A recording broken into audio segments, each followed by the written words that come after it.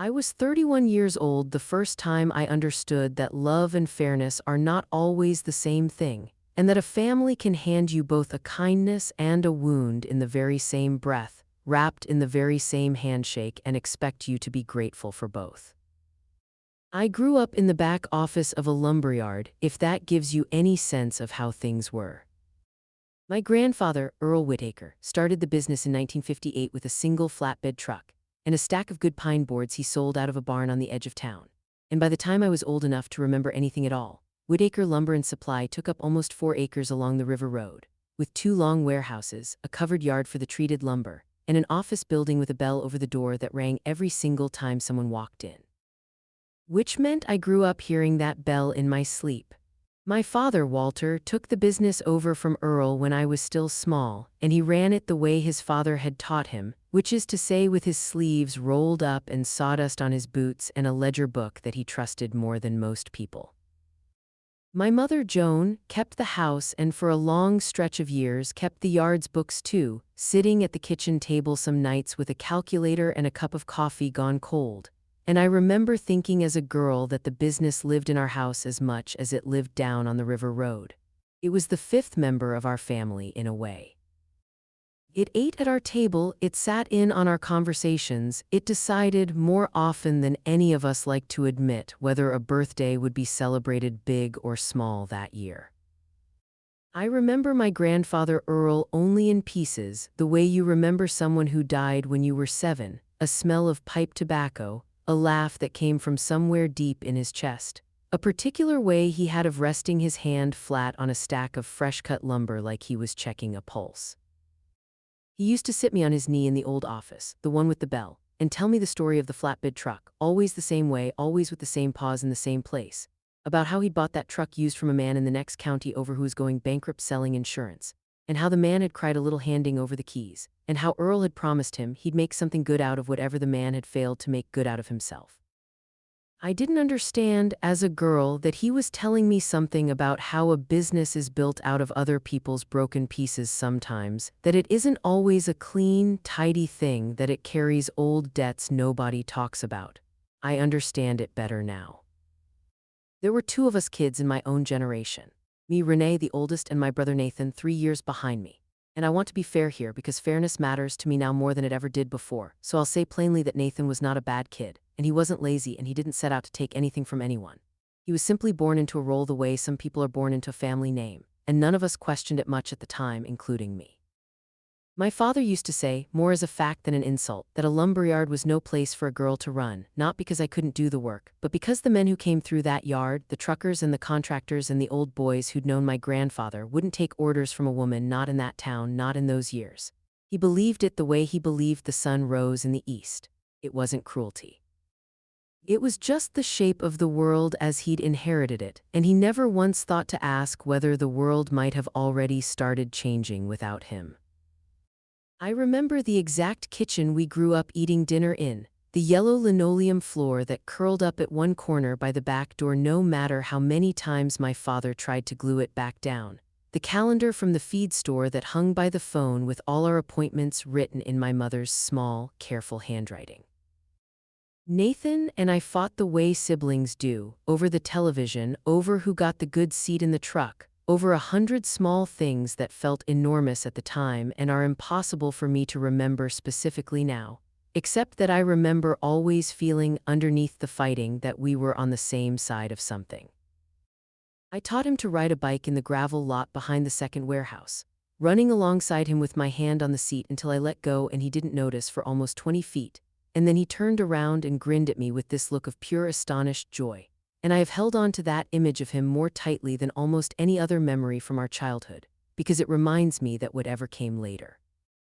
There was a real boy underneath it who loved his sister and trusted her completely.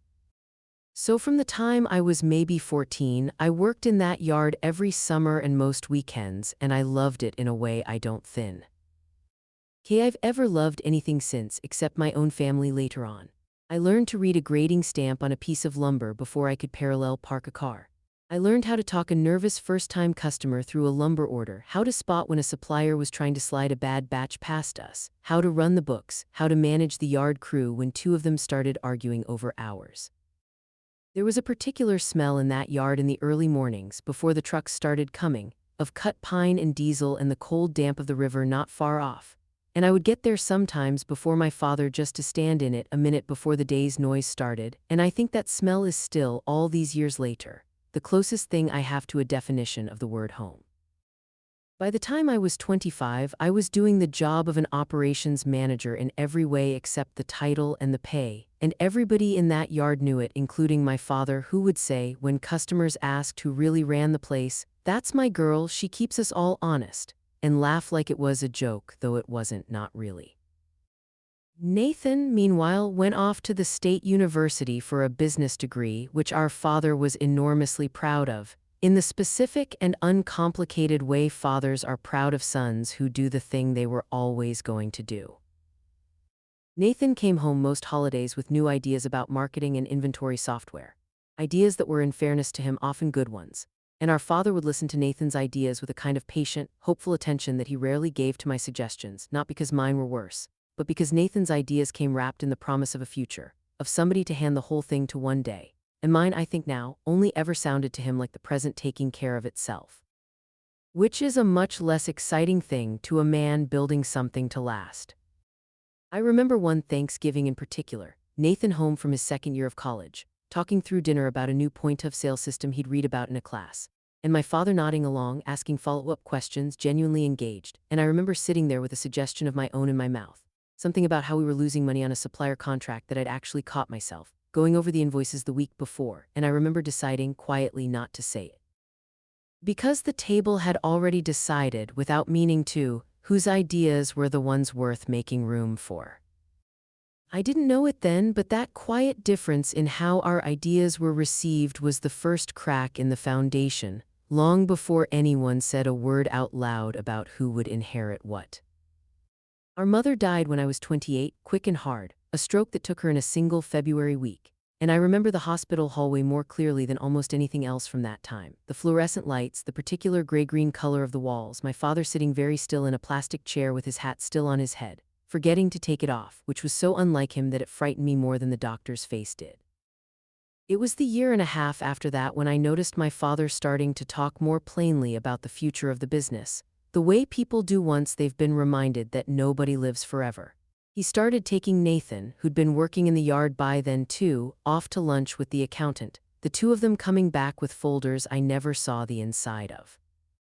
He started introducing Nathan to the bank people, to the big contractor accounts, in a way he never did with me, even though I was the one who'd built half those relationships myself over the years, answering their calls at 7 in the morning, remembering their kids' names, knowing which ones needed a little grace on a late invoice and which ones were trying to take advantage. I told myself it didn't mean anything.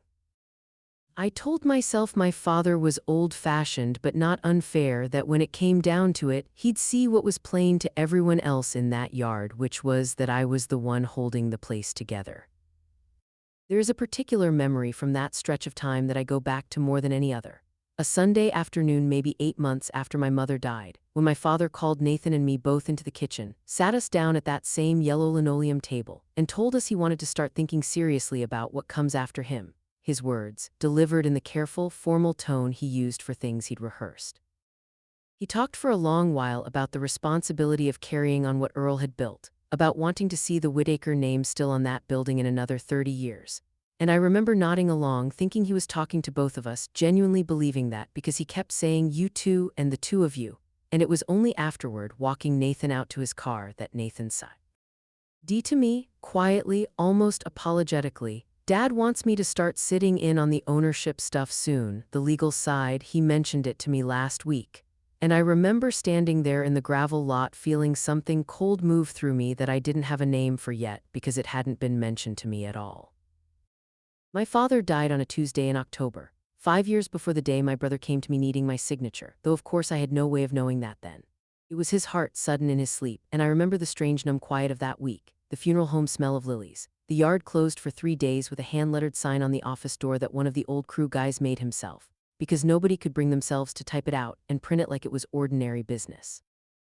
I remember standing in the yard the morning after we got the call alone, before anyone else arrived, looking at the stacks of lumber my father had ordered the week before he died, lumber he would never see turned into anything, and feeling a grief so large it didn't seem to have edges yet. And Nathan and I sat together at the front of the church 3 days later. And for one single day, we were just a sister and brother who had lost their father. Nothing more complicated than that.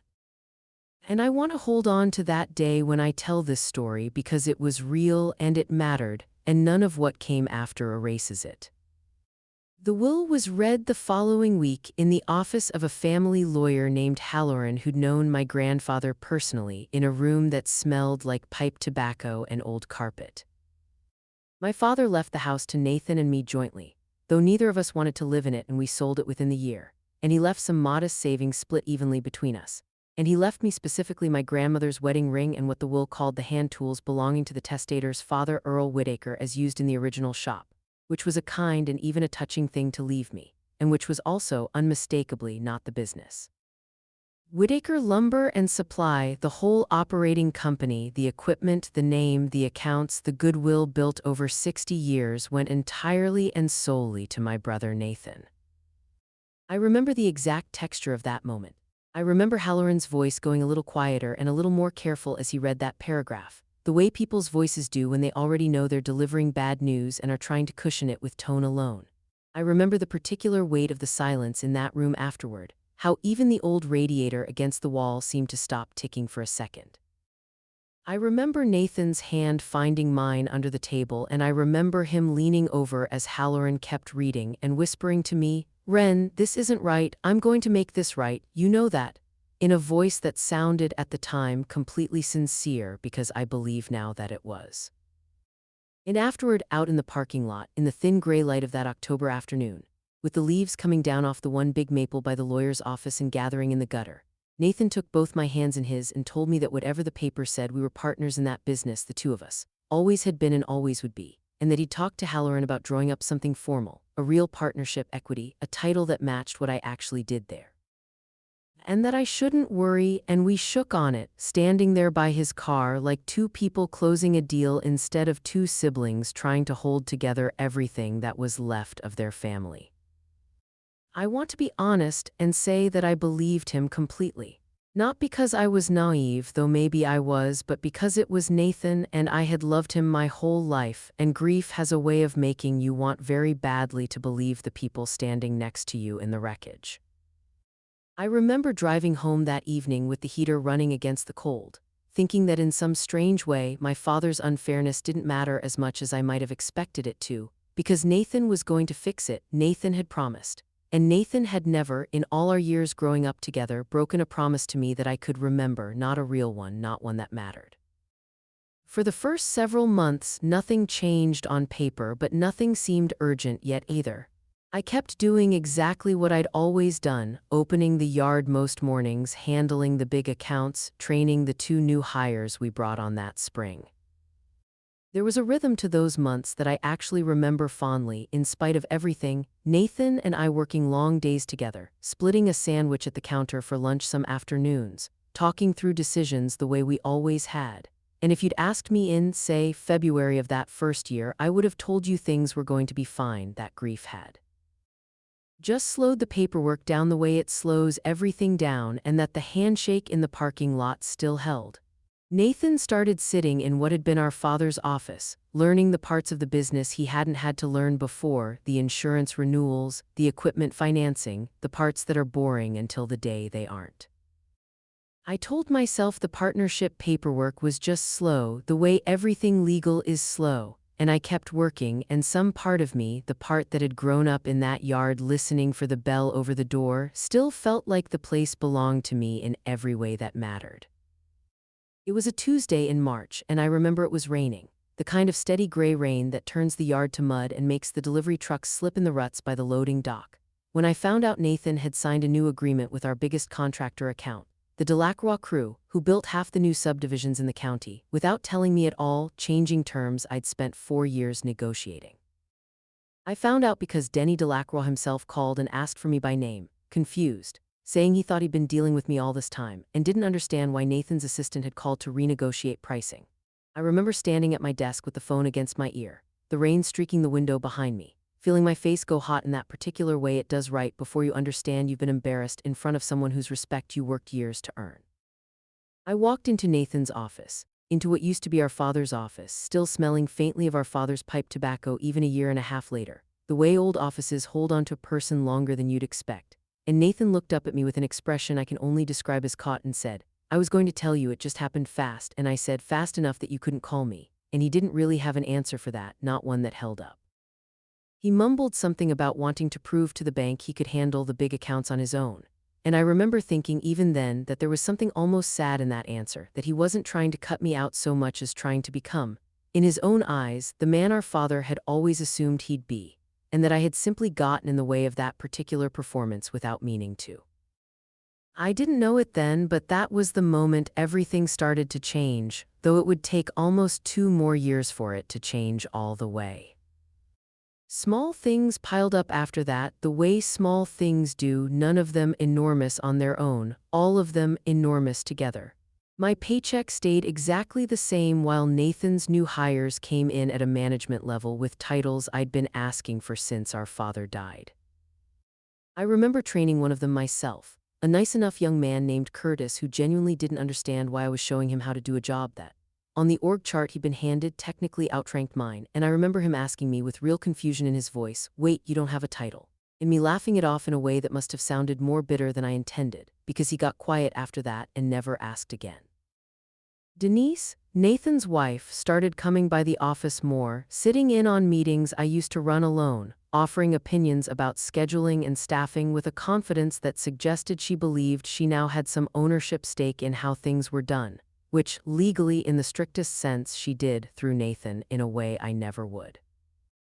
I don't think Denise ever set out to be unkind to me, and I want to be careful here, because it would be easy to make her into a villain in this story, and she wasn't, not really. She was simply a woman who had married into a business and assumed, not unreasonably, that her husband's ownership extended some warmth of authority to her as well, and nobody had ever explained to her, because Nathan himself didn't seem to fully understand it either. That I had built half of what she was now offering opinions about. There was a Christmas party, the second one after our father died, held in the break room, strung up with the same tired tinsel we used every year, folding tables pushed together and covered in a paper cloth, and Nathan stood up near the little space heater with a paper cup of eggnog in his hand and gave a toast thanking everyone who makes this place what it is, and thanked 3 of the yard crew by name, Mikey and Wendell, and a newer hire named Ricardo, and thanked our late father. His voice catching a little on that part, which was real, I don't doubt that it was real, and did not thank me, standing right there in the room, 6 feet away from him. And I remember Denise's hand on his arm, giving it a small squeeze, and I remember the room going very slightly quiet in the particular way a room goes quiet when more than one person notices an absence at the same time, but nobody wants to be the one to name it.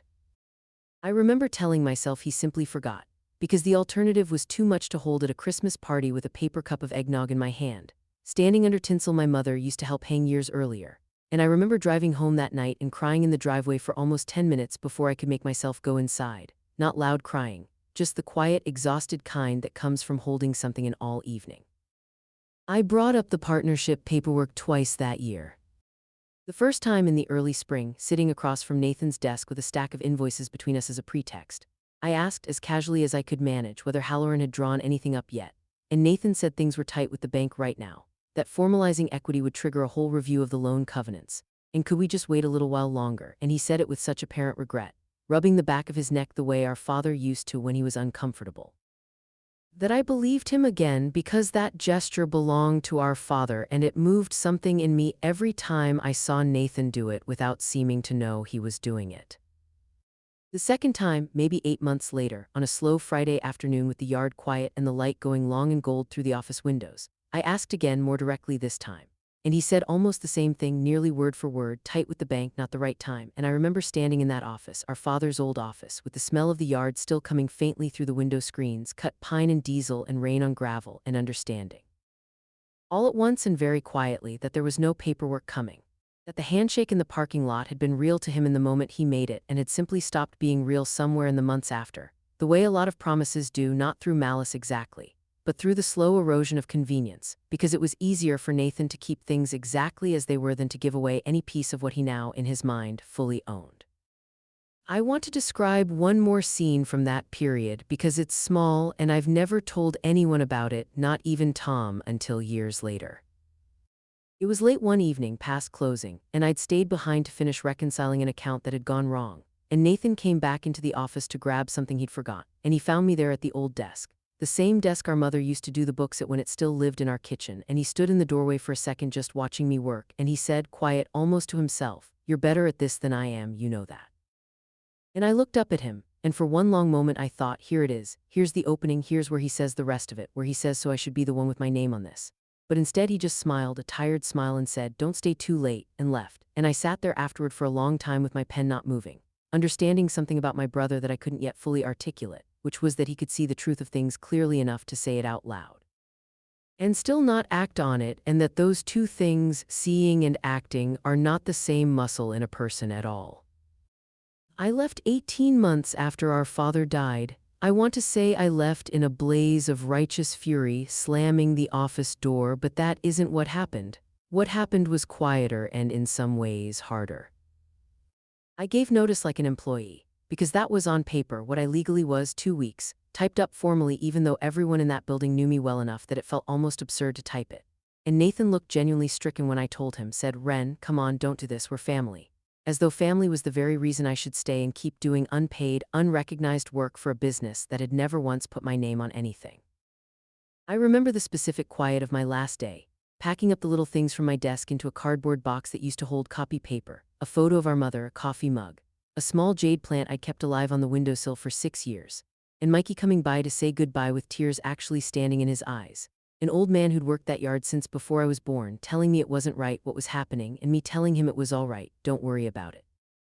In the voice you use to comfort someone else so you don't have to fall apart yourself. I told Nathan I loved him, and that I needed him to understand that loving him and continuing to let him treat me this way could not both be true at the same time, not forever. He didn't really understand, I don't think, not then. I'm not sure he understood for years.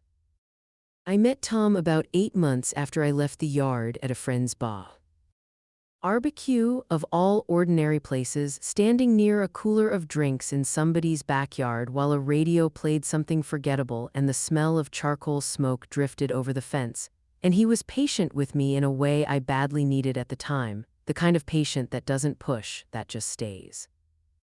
We talked for almost 2 hours that first evening, mostly about nothing, about the town, about his 3 rigs and the routes he ran. And it was only near the end of the night, when he asked me simply what I did, that I found myself telling him the whole story, more of it than I meant to, standing there by the cooler with a warm can of soda in my hand, and he listened without interrupting. And at the end of it he said quietly, "That's not fair," which sounds like such a small thing to say.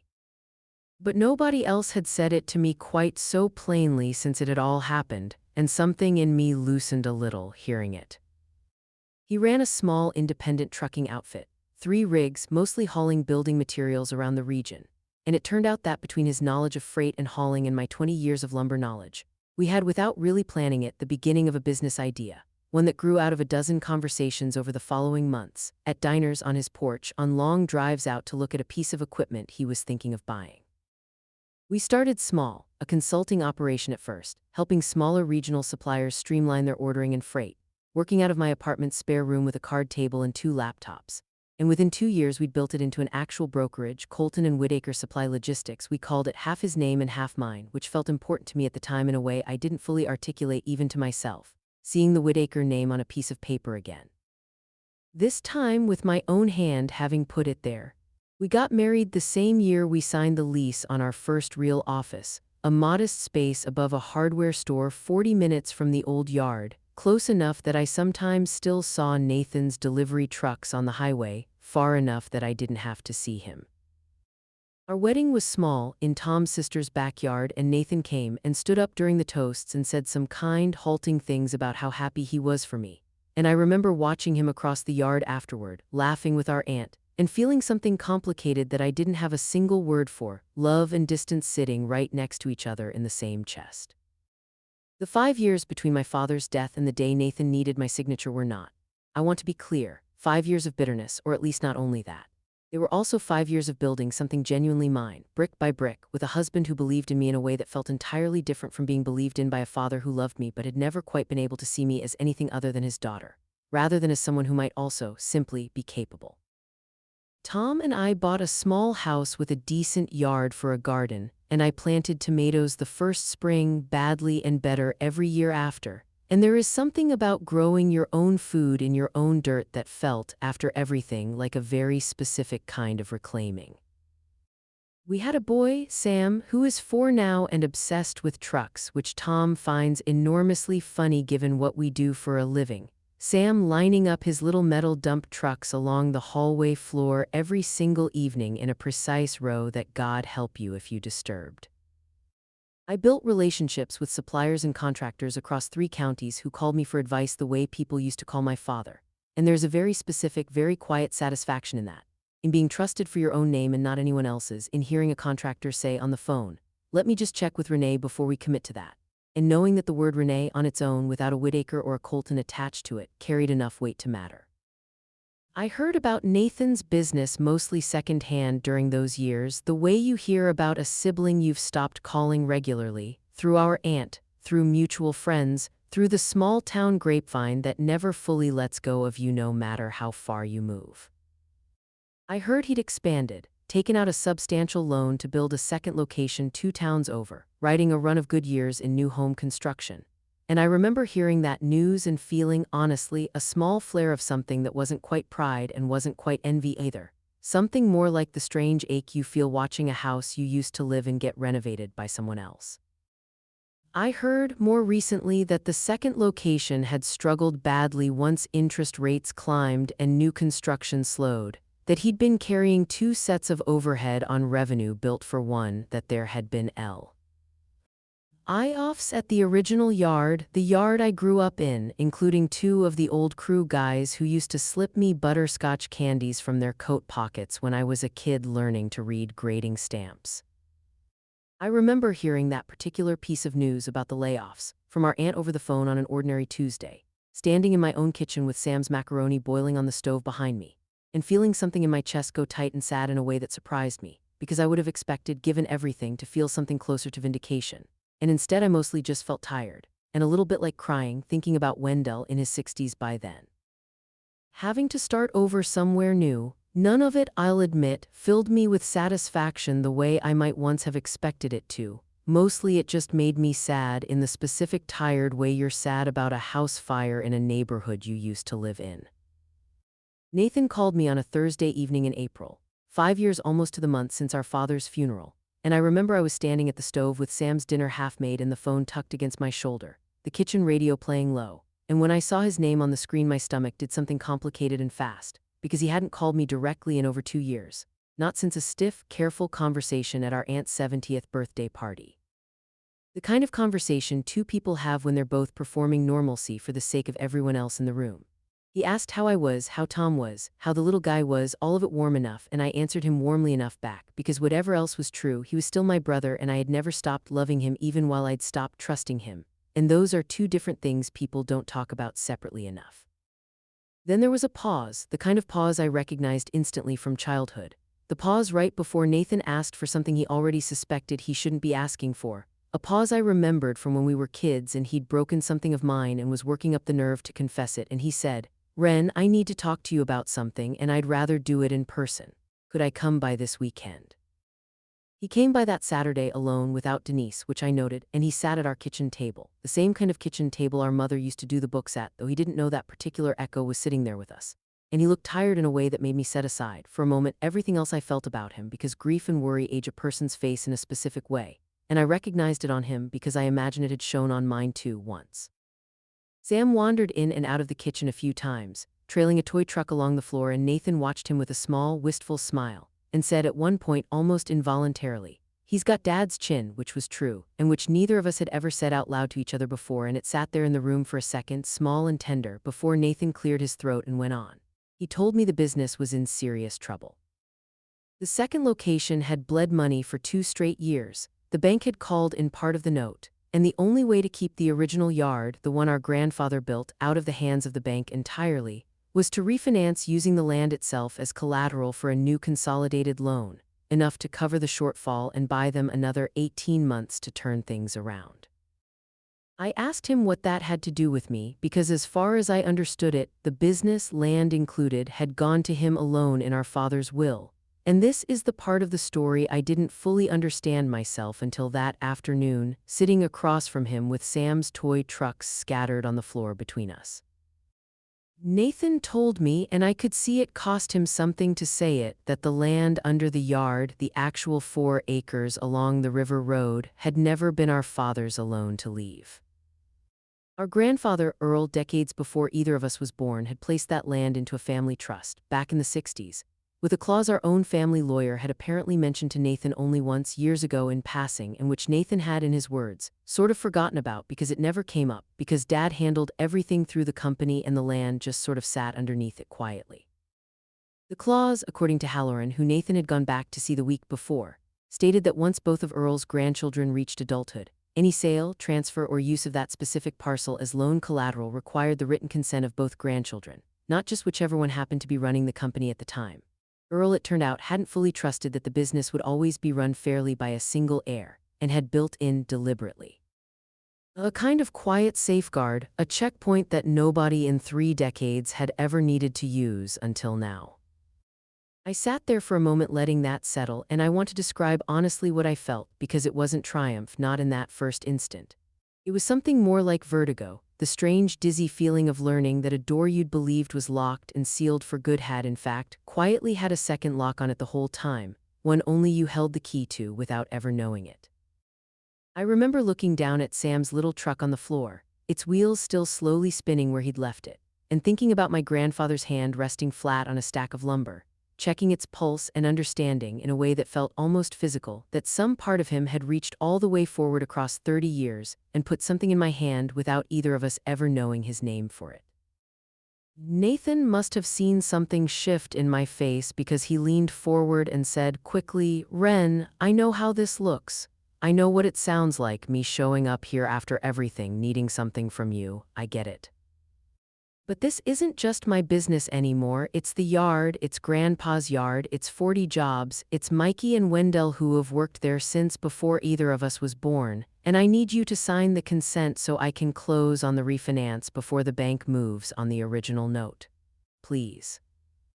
I told him I needed to think about it, and he nodded like he'd expected that, and he left not long after, standing a moment too long by his car in the driveway before actually getting in, the way people do when they want to say something more but can't find it. And the house felt very quiet once his car pulled out onto the road. Quiet in the particular way a house feels after something large has been said out loud in it for the first time.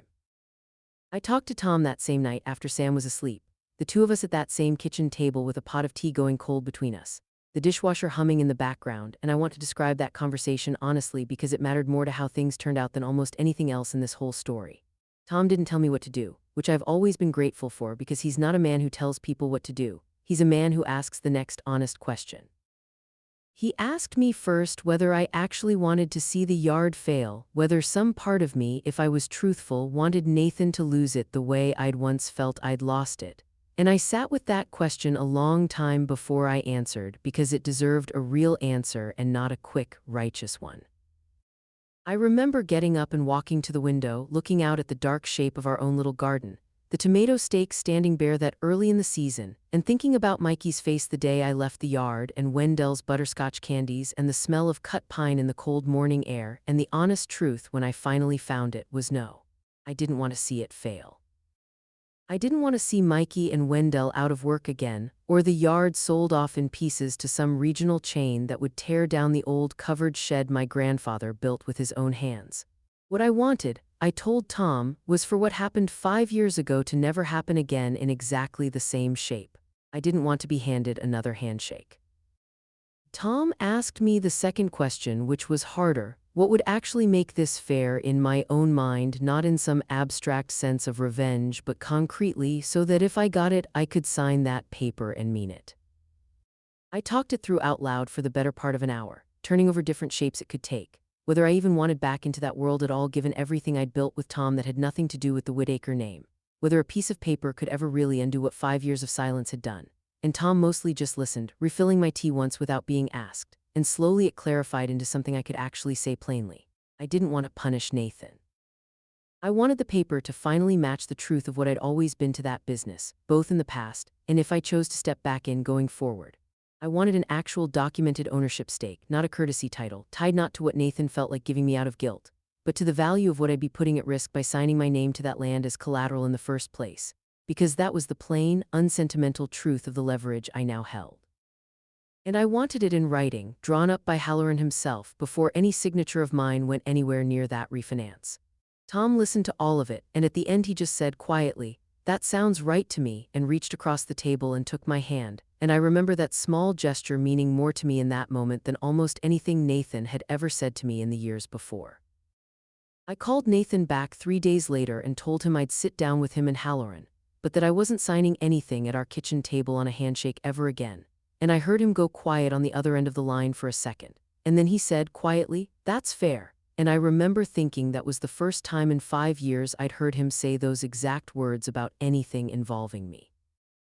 We met at Halloran's office on a Wednesday morning in early May, the same office where the will had been read 5 years earlier, though someone had replaced the old carpet since then and it no longer smelled quite the same, which felt, obscurely, like it mattered.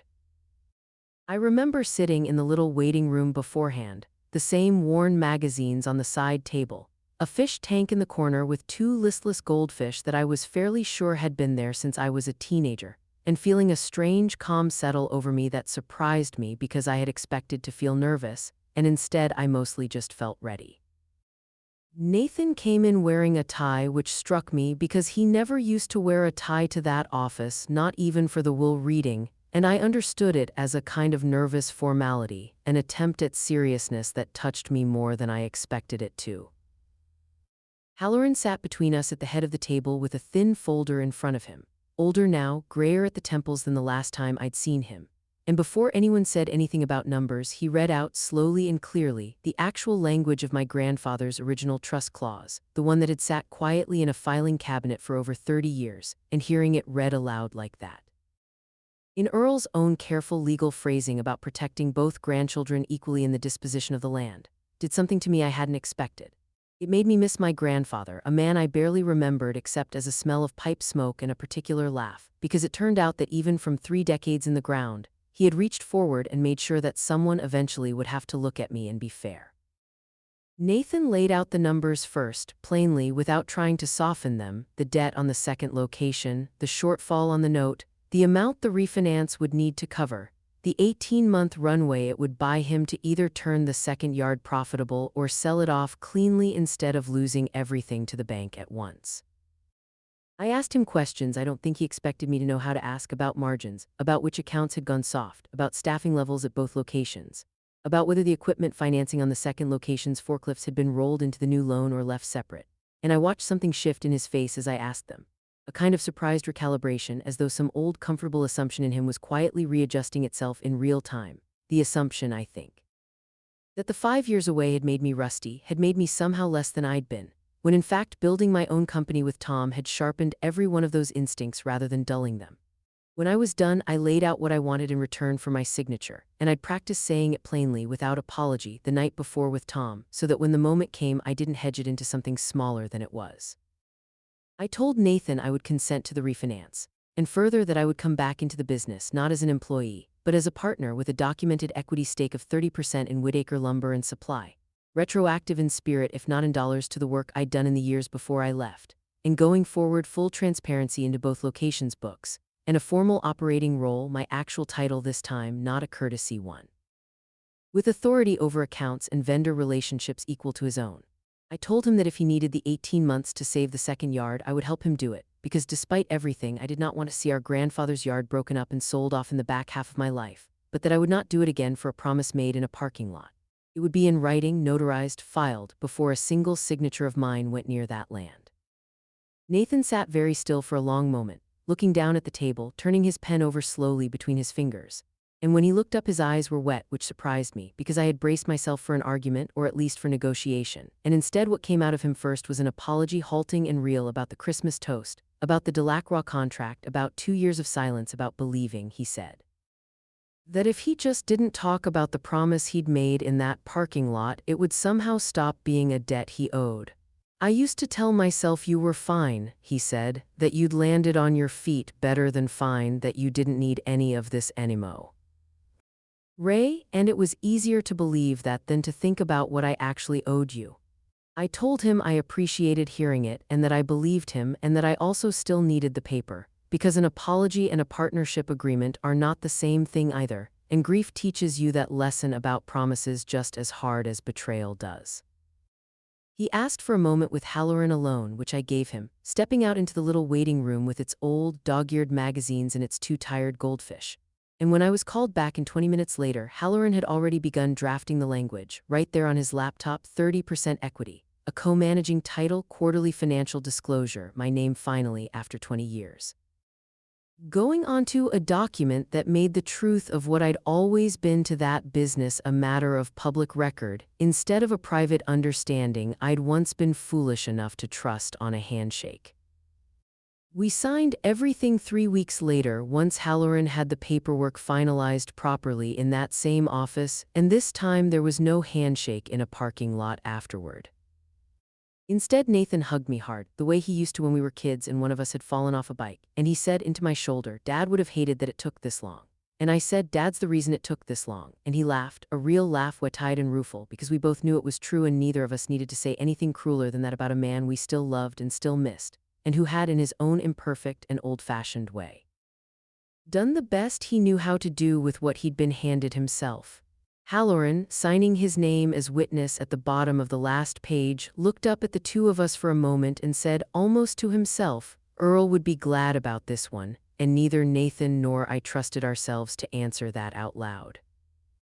I want to tell you honestly what happened in the year after that, because the ending of a story like this is rarely as clean as the signing of a piece of paper, however satisfying that moment was. Coming back into the business part-time, alongside Tom's and my own company, which we've kept running separately and which now handles freight logistics for both Whitaker locations, was not simple.